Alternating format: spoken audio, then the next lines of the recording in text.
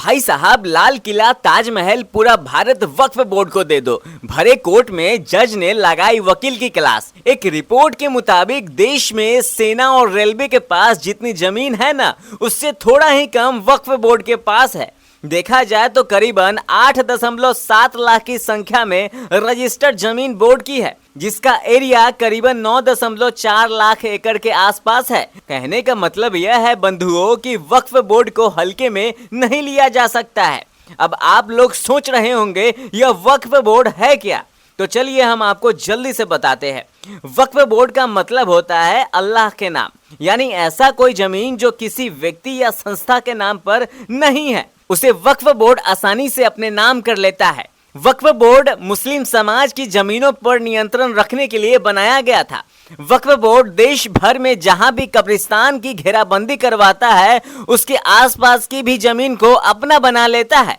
अगर वक्फ बोर्ड को लगता है कि कोई संपत्ति वक्फ की है, तो उसे कोई दस्तावेज या सबूत पेश करने की जरूरत नहीं होती है, वो अपने नाम आसानी से कर लेती है। लेकिन वहीं अगर आप उस जमीन के मालिक हैं, तो आपको सबूत पेश कर यह बताना होता है कि यह जमीन मेरा है, नहीं तो वक्फ बोर्ड आपसे यह जमीन ले लेता है।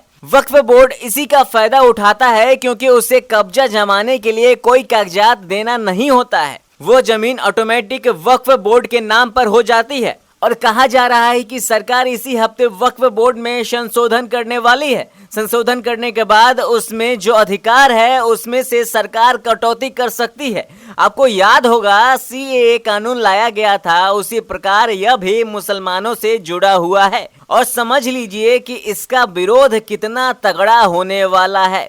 हो सकता है कि जिस तरह विरोध सीएए को लेकर किया गया था, ठीक उसी प्रकार इसमें भी कई गुना ज्यादा और तगड़ा विरोध किया जा सकता है।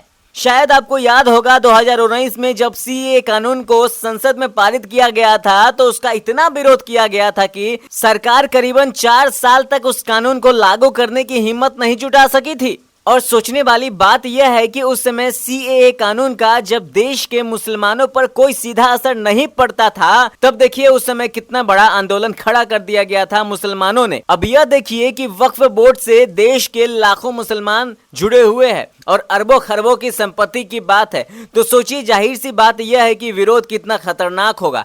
आने वाले विरोध के लिए तैयार रहिए और देखते रहिए नवाचार भारत।